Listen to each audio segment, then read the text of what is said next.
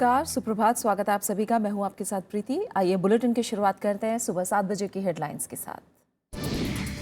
National Herald मामले में कांग्रेस अध्यक्ष सोनिया गांधी और उपाध्यक्ष राहुल गांधी आज होंगे पेश। पटियाला हाउस कोर्ट में दोपहर 3 बजे पेशी।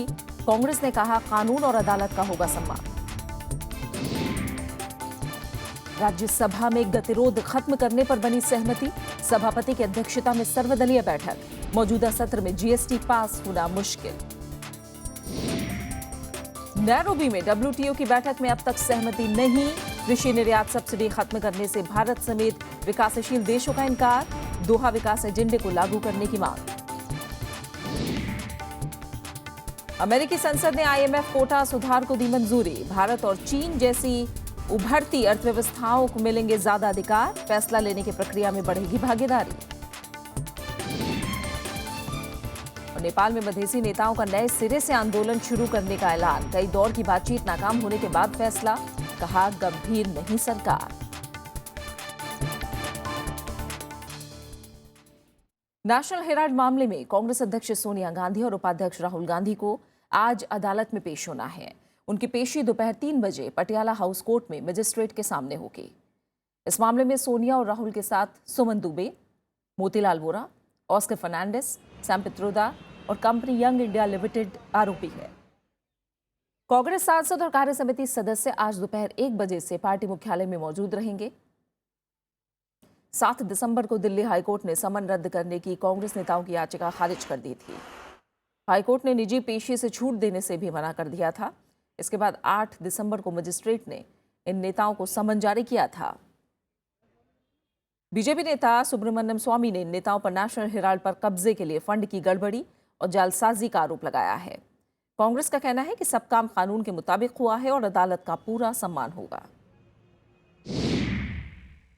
कांग्रेस अध्यक्षा, कांग्रेस उपाध्यक्ष और सब कांग्रेस नेता अदालत में पेश होंगे बाकायदा। हम कानून के मुताबिक जो भी हमारे अधिकार हैं उन सब का इस्तेमाल करने के लिए कानूनी राय के अनुरूप तैयार हैं और वो करेंगे। अब शीतकालीन सत्र के आखिरी 3 दिनों में विधायी काम निपटाया जा सकेगा। राज्यसभा के सभापति मोहम्मद हामिद अंसारी की अध्यक्षता में हुई सर्वदलीय बैठक में गतिरोध खत्म करने पर सहमति बन गई है। हालांकि मौजूदा सत्र में जीएसटी का पारित होना मुश्किल दिख रहा है। राज्यसभा की कार्यवाही सोमवार से सुचारू रूप से चल सकेगी। सभापति मोहम्मद हामिद अंसारी की बुलाई सर्वदलीय बैठक में इसे लेकर सहमति बन गई है। जो सरकारी बिल हैं, जो देश के विकास से जुड़े हुए बिल हैं, जो देश के आम लोगों, गरीबों, कमज़ोर तबकों की तरक्की से जुड़े हुए बिल हैं, वो पास होने चाहिए। वो देर रात तक बैठ करके हम पास करेंगे। जो कुछ भी नुकसान हुआ है उसकी भरपाई करेंगे। हमें लगता है कि जो सोमवार है वो उससे अच्छे दिन के साथ वो शुरू होगा। कुछ बिल जो हैं जिन लोगों का हमने वादा किया था, जैसे SC ST बिल है, उसका हम लोगों ने वादा किया था कि हम पूरी तरह से इसको पास करेंगे। इसी तरह से एप्रोप्रिएशंस बिल है, उनको तो अनिवार्य है पास करना। अगले हफ्ते जिन विधेयकों को पेश किया जाना है उनमें अनुसूचित जाति और अनुसूचित जनजाति अत्याचार निवारण संशोधन विधेयक, विनियोग विधेयक, एंटी हाईजैकिंग बिल, परमाणु ऊर्जा संशोधन विधेयक, वाणिज्यिक अदालतों से जुड़ा विधेयक और मध्यस्थता और सुलह संशोधन विधेयक शामिल है। इसके अलावा विसल ब्लोअर प्रोटेक्शन संशोधन विधेयक, बाल श्रम प्रतिषेध और विनियमन संशोधन विधेयक और किशोर न्याय, बालकों की देखरेख और संरक्षण विधेयक पर भी चर्चा होगी। हालांकि बैठक में जीएसटी को लेकर कोई सहमति नहीं बन सकी। हमने अपील की, अरुण जेटली जी ने भी अपील की कि जब इतना पॉजिटिव हैं सब लोग और सभी पार्टियां उसमें सहमत हैं तो जीएसटी के बारे में भी अभी फैसला कर लिया जाए और जीएसटी को भी पास करा जाए। लेकिन लगभग सभी पार्टियों का मत था, लेकिन हमें नहीं लगता कि इस बार जो है वो जो मुख्य विपक्षी दल है उसमें सहमति दिखाई नहीं दी। शीतकालीन सत्र के बचे 3 दिनों के दौरान असहिष्णुता, मूल्य वृद्धि, बाढ़ और सूखे के हालात पर चर्चा होने की उम्मीद है। इसके अलावा राजस्थान और अरुणाचल प्रदेश के राज्यपालों के मुद्दे पर भी चर्चा होने की उम्मीद है। संसद के मौजूदा सत्र में अवरोध की वजह से सदन की कार्यवाही लगातार बाधित हुई। विशाल दहिया, राज्यसभा टीवी। राज्यसभा में गतिरोध खत्म होने पर उपसभापति पीजे कुरियन ने संतोष जताया है। हमारे संवाददाता विशाल दहिया ने बातचीत में कहा आने वाले दिनों में 6 अहम बिलों को पारित करने पर जोर होगा।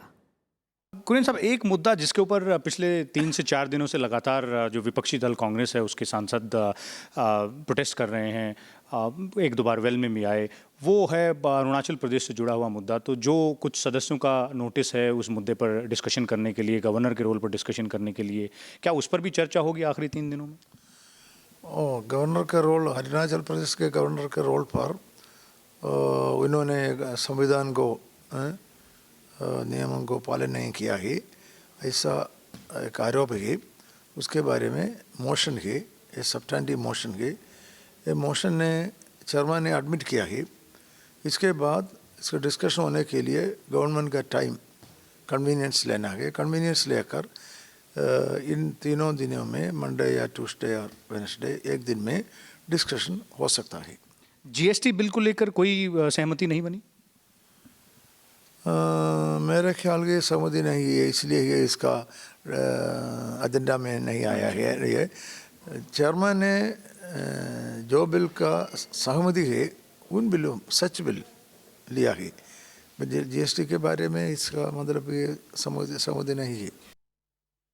संसद में लगातार चौथे दिन भी अरुणाचल प्रदेश के राजनीतिक संकट का मुद्दा उठा। राज्यसभा में कांग्रेस को कई विपक्षी दलों का भी साथ मिला। इस बीच सभापति मोहम्मद हामिद अंसारी ने अरुणाचल प्रदेश के राजनीतिक घटनाक्रम पर बहस के लिए विपक्षी दलों के प्रस्तावों को मंजूरी दे दी। हालांकि बहस के लिए समय तय होना बाकी है। राज्यसभा में शून्यकाल के दौरान नेता विपक्ष गुलाम नबी आजाद ने अरुणाचल के मुद्दे को उठाते हुए राज्यपाल को हटाने की मांग की। उन्होंने कहा कि भारत के इतिहास में पहली बार सरकार की इच्छा के विरुद्ध सत्र बुलाया गया है।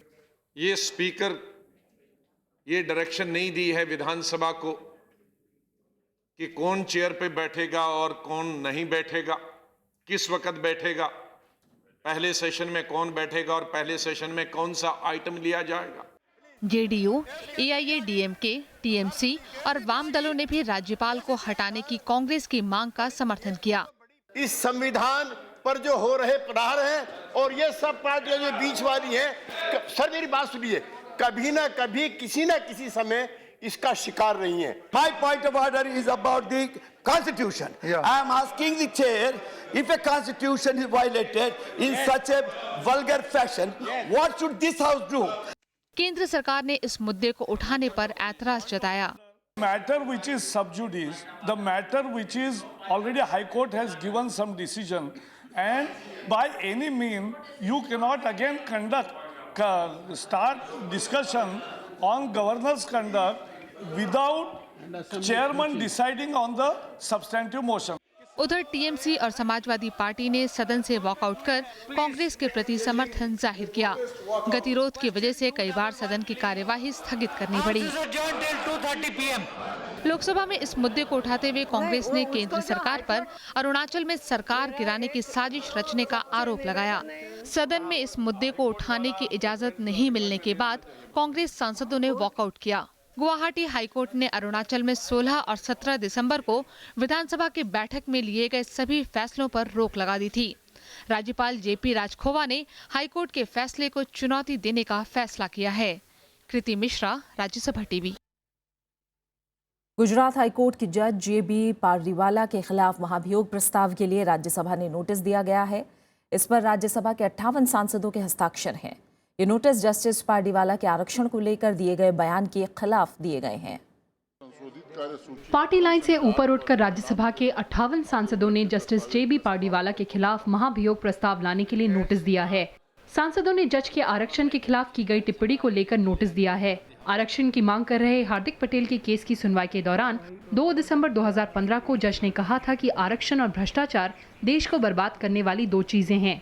Reservation is a state policy and it is in the domain of legislature and it is not for the judiciary or judges to tinker with this state policy. सभी दल के लोग उसमें सम्मिलित हैं।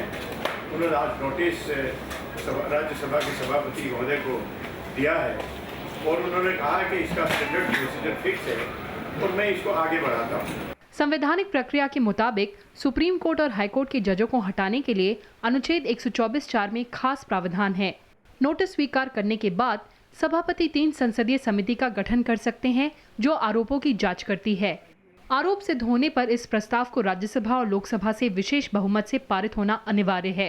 विशेष बहुमत के तहत कम से कम 2/3 उपस्थित और सदन का कुल बहुमत शामिल होना चाहिए।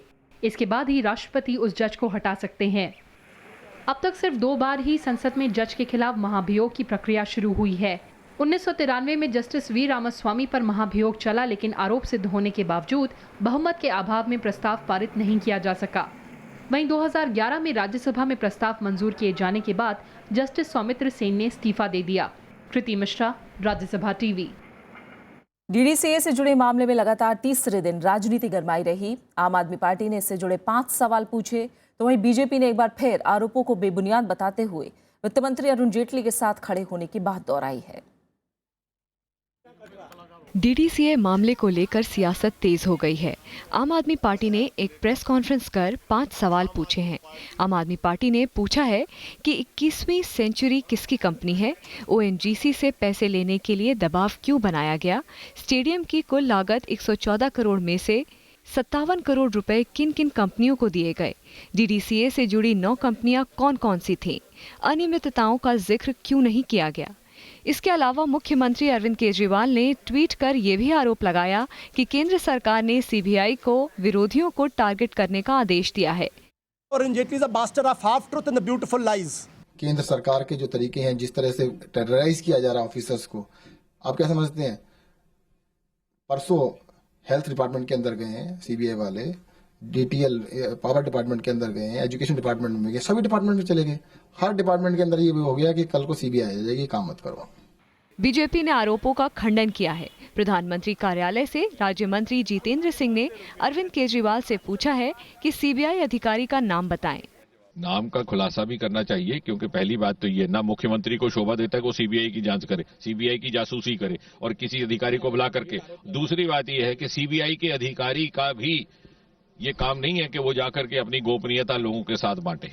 एक तरफ जहां पार्टी अरुण जेटली के साथ खड़ी दिख रही है, तो वहीं बीजेपी सांसद शत्रुघ्न सिन्हा जांच की बात कर रहे हैं। अगर इन बातों पे जांच पड़ताल हो तो जांच पड़ताल होने से दूध का दूध और पानी का पानी हो जाएगा। इन सबके बीच पूर्व क्रिकेटर कीर्ति आजाद ने रविवार को डीडीसीए मामले पर बड़ा खुलासा करने की बात कही है। अनु दीवान, राज्यसभा टीवी। इस बीच बीजेपी अध्यक्ष अमित शाह ने कल पार्टी सांसद कीर्ति आजाद को तलब किया। कीर्ति आजाद दिल्ली क्रिकेट संघ में कथित गड़बड़ियों का मामला लगातार उठाते रहे हैं। माना जा रहा है कि पार्टी ने उन्हें संयम बरतने को कहा है। सूत्रों के मुताबिक अमित शाह ने कहा कि आजाद के बयानों को आधार बनाकर विपक्षी दल बीजेपी के खिलाफ बयानबाजी कर रहे हैं। गुरुवार को पार्टी महासचिव ने भी आजाद को तलब किया था। इस बीच कीर्ति आजाद ने कहा है कि वो रविवार को दिल्ली क्रिकेट संघ के कामकाज पर प्रेस कॉन्फ्रेंस करेंगे। आंध्र प्रदेश विधानसभा में कल कॉल मनी का मुद्दा छाया रहा। सदन में गतिरोध पैदा करने के आरोप में विधानसभा अध्यक्ष ने वाईएसआर कांग्रेस प्रमुख समेत 50 से ज्यादा विधायकों को सदन से निलंबित कर दिया। इतना ही नहीं, वाईएसआर कांग्रेस विधायक रोजा सिल्वा मनी को 1 साल के लिए विधानसभा से निलंबित किया गया है। जगन मोहन रेड्डी ने इस मुद्दे को संसद में उठाने की बात कही है। आंध्र प्रदेश विधानसभा परिसर में विरोध प्रदर्शन करते हुए ये विधायक वाईएसआर कांग्रेस के हैं, जिनकी मांग सदन में कॉल मनी पर चर्चा की है। शुक्रवार को वाईएसआर कांग्रेस ने यह मुद्दा सदन में उठाया और चर्चा की मांग की, लेकिन सदन में गतिरोध पैदा करने पर जगन मोहन रेड्डी समेत 50 से ज्यादा विधायकों को सदन की कार्यवाही से निलंबित कर दिया गया। वाईएसआर कांग्रेस के अध्यक्ष जगन मोहन रेड्डी ने मुख्यमंत्री चंद्रबाबू नायडू पर लोगों का ध्यान भटकाने का आरोप लगाया है। Trying to divert this topic into something else. He is conducting raids all over the state. He wants to just dilute this topic into an ordinary high interest rate kind of a scam. इन विधायकों को विधानसभा में बाबा साहेब भीमराव अंबेडकर पर चर्चा जारी रहने तक निलंबित किया गया है। कॉल मनी निजी तौर पर कर्ज देने से जुड़ा हुआ है, जहां कर्ज चाहने वाले को तत्काल उसके घर पर कर्ज मुहैया कराया जाता है, लेकिन इसके लिए उसे भारी दर पर ब्याज देना होता है। आंध्र प्रदेश में फोन करके लोन लेने और फिर इस रैकेट के चक्कर में फंसने के हाल ही में कई मामले सामने आए हैं। राज्य में अब तक 80 कॉल मनी ऑपरेटरों को अलग अलग इलाकों से गिरफ्तार किया गया है। माना जा रहा है कि इन ऑपरेटरों को राजनीतिक दलों का संरक्षण हासिल है। Bureau report, Rajya Sabha TV. आप बने रहे हमारे साथ, हम लौट रहे हैं एक छोटे से ब्रेक के बाद।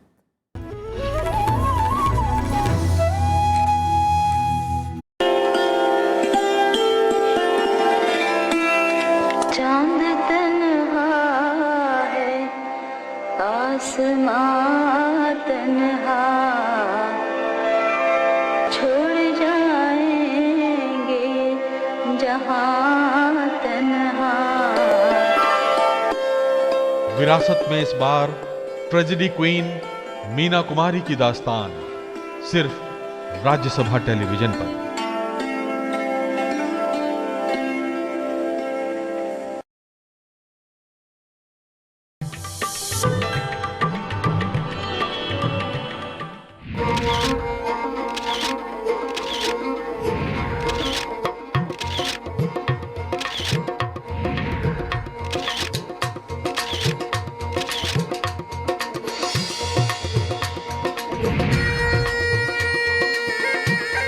अजमेर से 14 किलोमीटर दूर है पुष्कर, एक प्राचीन तीर्थ स्थान। यहाँ है दुनिया का इकलौता ब्रह्मा मंदिर। पुष्कर में है विशाल पुष्कर झील। झील में कार्तिक पूर्णिमा पर करते हैं लाखों लोग पवित्र स्नान। लगता है एक मेला जिसमें है करतब खेल तमाशे। ऊंटों की दौड़ घुड़दौड़ है आकर्षण का केंद्र। रामायण और पद्म पुराण में है पुष्कर की कहानी। हर साल यहाँ आते हैं लाखों श्रद्धालु और देशी विदेशी सैलानी।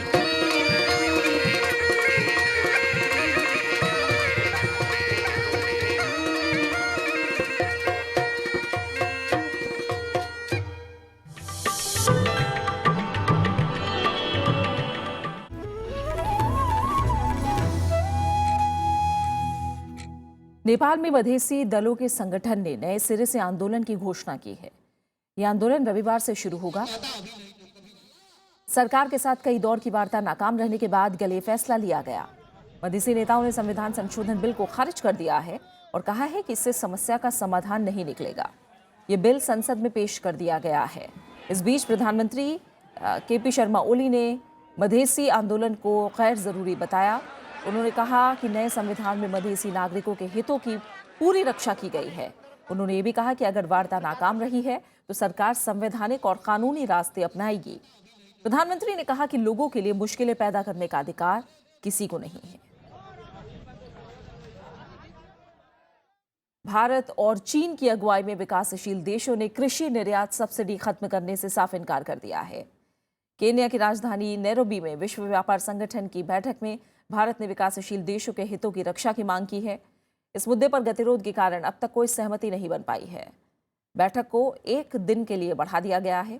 वाणिज्य मंत्री निर्मला सीतारमण ने समझौते में रुकावट डालने के आरोपों को खारिज किया। उन्होंने कहा कि भारत सभी वार्ताओं में सकारात्मक भूमिका निभा रहा है। विकासशील देश दोहा विकास एजेंडे को लागू करने की मांग कर रहे हैं। ये पिछले 14 साल से अटका है। भारत समेत कई विकासशील देश अनाज के सरकारी भंडारण के स्थायी समाधान की मांग कर रहे हैं। इस बीच मेजबान केन्या ने कहा है कि घोषणा पत्र के मसौदे पर सहमति की कोशिशें जारी हैं। अमेरिकी संसद ने अंतर्राष्ट्रीय मुद्रा कोष में सुधार से जुड़े बिल को मंजूरी दे दी है। इससे भारत और चीन जैसी उभरती अर्थव्यवस्थाओं को IMF में ज्यादा अधिकार मिलेंगे। फैसला लेने की प्रक्रिया में इन देशों की भागीदारी बढ़ेगी। IMF ने इसका स्वागत किया है। मुद्रा कोष ने कहा है कि इससे अमेरिका जैसे धनी देशों के अधिकार पहले ही से कुछ कम होंगे। IMF ने इसे वित्तीय स्थिरता की दिशा में अहम कदम बताया। इन सुधारों को IMF ने साल 2010 में मंजूरी दी थी। मुद्रा कोष के मुताबिक अब भारत, चीन, ब्राजील और रूस 10 बड़े सदस्यों में शामिल हो जाएंगे। वहीं IMF के बोर्ड में एग्जीक्यूटिव निदेशकों की नियुक्ति चुनाव से होगी और इन्हें कोटा के जरिए नियुक्त करने की प्रथा खत्म हो जाएगी। पश्चिम बंगाल के मालदा में शुक्रवार को 5 और नवजात शिशुओं की मौत हो गई। बच्चों की मौत से स्थानीय लोगों में काफी गुस्सा है। मृतक शिशुओं की उम्र 2 से 14 दिन के बीच की है। बच्चों के परिजनों ने इलाज में लापरवाही का आरोप लगाया है। पश्चिम बंगाल के मालदा मेडिकल कॉलेज और हॉस्पिटल में गुरुवार को भी 10 नवजात शिशुओं की मौत हुई थी। अस्पताल के मुताबिक ज्यादातर बच्चे जन्म के वक्त कम वजन, कुपोषण और सांस संबंधी समस्याओं से पीड़ित थे। मामले की जांच के आदेश दिए गए हैं। नवजात शिशुओं की मौत को लेकर पहले भी अस्पताल सुर्खियों में रहा है। 16 दिसंबर 2012 निर्भया गैंगरेप मामले में दोषी किशोर की रिहाई रोकने के लिए दिल्ली महिला आयोग ने राष्ट्रपति और देश के मुख्य न्यायाधीश से दखल की मांग की है। दिल्ली महिला आयोग की प्रमुख स्वाति मालीवाल ने कहा कि उसमें कुछ सुधार होने तक उसे सुधार गृह में ही रखा जाना चाहिए। निर्भया गैंगरेप में दोषी नाबालिग को 20 दिसंबर को रिहा कर दिया जाएगा। दिल्ली हाईकोर्ट ने रिहाई पर रोक वाली याचिका को कल खारिज कर दिया। निर्भया के परिवार वालों ने फैसले पर निराशा जताई है। उधर महिला आयोग ने हाईकोर्ट के फैसले को चुनौती देने की बात कही है।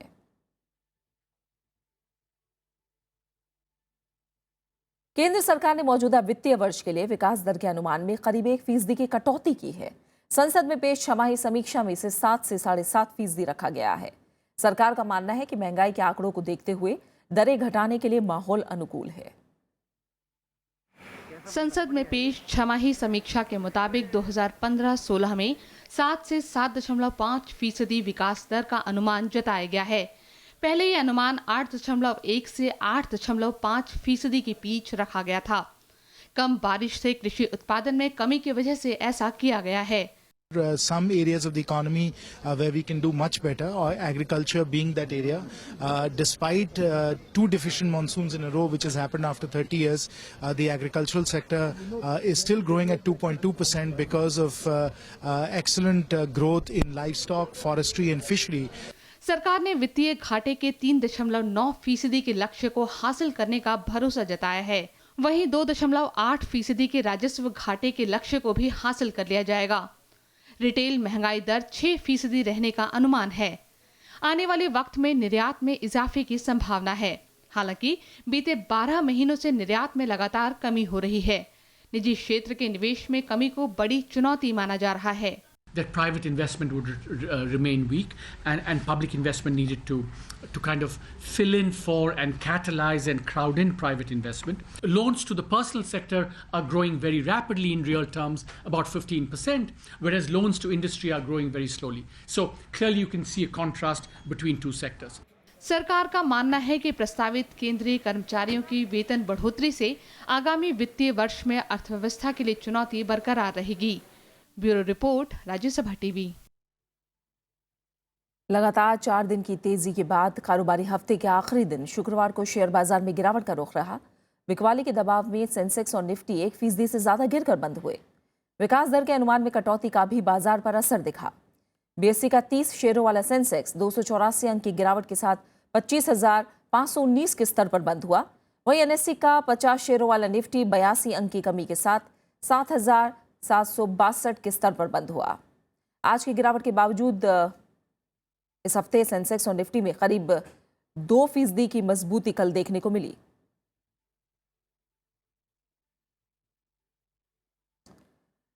चीन में आज से 3 दिनों के लिए भयंकर धुंध की चेतावनी जारी की गई है, जिसके चलते चीन में दूसरी बार रेड अलर्ट जारी हुआ है। सरकार ने लोगों से घर में ही रहने की अपील की है। चीन की राजधानी बीजिंग में भारी धुंध की आशंका के मद्देनजर स्थानीय प्रशासन ने दिसंबर महीने में दूसरी बार रेड अलर्ट जारी कर दिया है। बीजिंग के environment pollution emergency response department की ओर से बयान में कहा गया है कि शनिवार सुबह 7 बजे से मंगलवार दोपहर 12 बजे तक धुंध का खतरनाक असर रहेगा। राष्ट्रीय मौसम विज्ञान के मुताबिक ये इस साल का सबसे घना कोहरा होगा। इस दौरान बीजिंग की आबोहवा पिछले अलर्ट के मुकाबले ज्यादा खराब होगी। प्रशासन ने सड़क पर अलाव और पटाखे जलाने पर रोक लगा दी है। धुंध की वजह से उत्तरी चीन के कुछ हिस्से ज्यादा प्रभावित होंगे। राजधानी बीजिंग के साथ मध्य चीन का शियान इलाका, पूर्वोत्तर शेनयांग और हर्बिन क्षेत्र घनी धुंध से पूरी तरह से ढक जाएंगे। बीजिंग और हुबेई प्रांत के आसपास के इलाकों में PM 2.5 प्रदूषक स्तर 500 मिलीग्राम प्रति घन मीटर से ज्यादा रहेगा, जबकि विश्व स्वास्थ्य संगठन के मुताबिक इसकी अधिकतम मात्रा 25 मिलीग्राम प्रति घन मीटर है। सरकार ने लोगों से घर में रहने की अपील की है। 目前来看呢，这个从19号，也就是周六的白天，中午到傍晚，污染物的浓度预计就会上升到重污染的水平。启动红色预警措施，同时呢，在重污染来临之前，提前启动措施，有助于提前减排。 सरकार ने राजधानी में प्रदूषण के खतरनाक स्तर को लेकर हाल ही में पहला रेड अलर्ट जारी किया था। चीन के कई शहर प्रदूषण के शिकार हैं, जो सरकार के लिए संकट का कारण बना हुआ है। Bureau report, Rajya Sabha TV. उपराष्ट्रपति मोहम्मद हामिद अंसारी ने दक्षिण एशिया में बेहतर जुड़ाव के लिए म्यांमार से मजबूत संबंधों पर जोर दिया है। उपराष्ट्रपति ने कल पूर्व राजदूत PS मलिक की किताब माय म्यांमार ईयर्स का दिल्ली में विमोचन किया। किताब में लेखक ने म्यांमार से जुड़े अनुभवों को दर्ज किया है।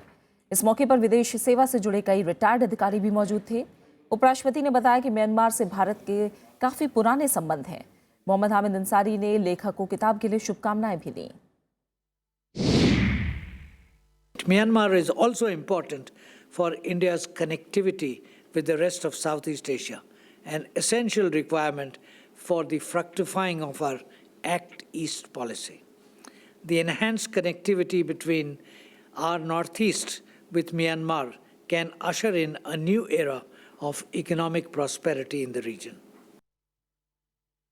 दिल्ली की 30,000 कोर्ट की स्थापना के 125 साल पूरे होने पर शुक्रवार को एक कार्यक्रम हुआ जिसकी थीम महिलाओं और बच्चों की सुरक्षा पर रखी गई। सम्मेलन में हाईकोर्ट के पूर्व न्यायाधीश समेत कई नेताओं और सामाजिक कार्यकर्ताओं ने भी शिरकत की। इस दौरान उन्होंने महिलाओं और बच्चों की सुरक्षा के लिए आधारभूत ढांचे में सुधार पर जोर दिया। साथ ही इनके खिलाफ बढ़ते अत्याचार को रोकने के लिए सभी के सहयोग की जरूरत बताई।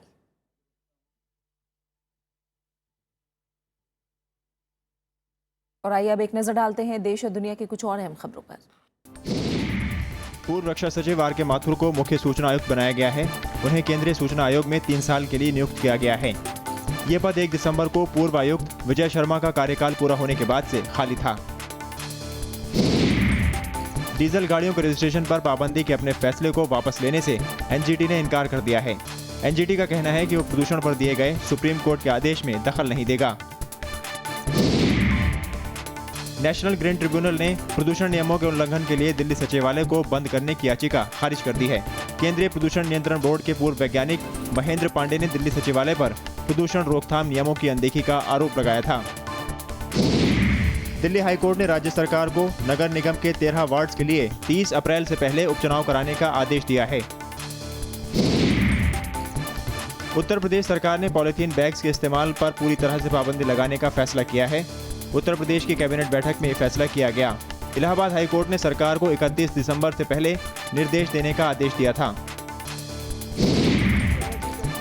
पहाड़ी इलाकों में जारी बर्फबारी से मैदानी इलाकों में ठंड लगातार बढ़ रही है। हिमाचल, जम्मू कश्मीर और उत्तराखंड के कई इलाकों में बर्फबारी से तापमान में तेजी से गिरावट दर्ज की गई है। शिमला में तापमान 2 डिग्री तक और मनाली में पारा 0 से 3 डिग्री नीचे चला गया है।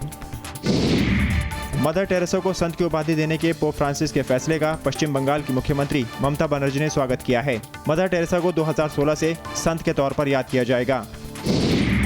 बॉम्बे हाईकोर्ट ने फिल्म बाजीराव मस्तानी की रिलीजिंग से जुड़े मामले में दखल देने से इनकार कर दिया।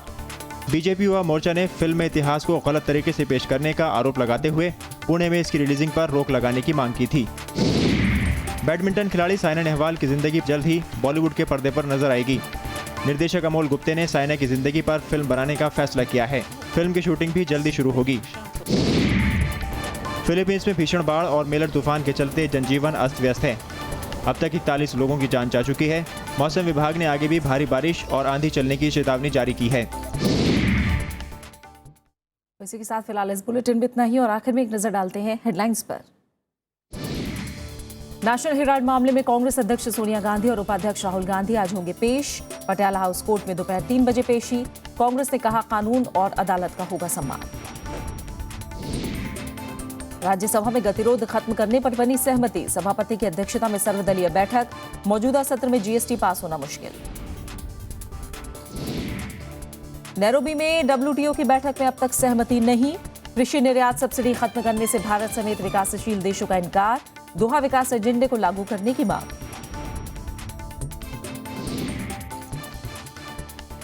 अमेरिकी संसद ने IMF कोटा सुधार को दी मंजूरी। भारत और चीन जैसी उभरती अर्थव्यवस्थाओं को मिलेंगे ज्यादा अधिकार। फैसला लेने की प्रक्रिया में बढ़ेगी भागीदारी। नेपाल में मधेसी नेताओं का नए सिरे से आंदोलन शुरू करने का ऐलान। कई दौर की बातचीत नाकाम होने के बाद फैसला, कहा गंभीर नहीं सरकार।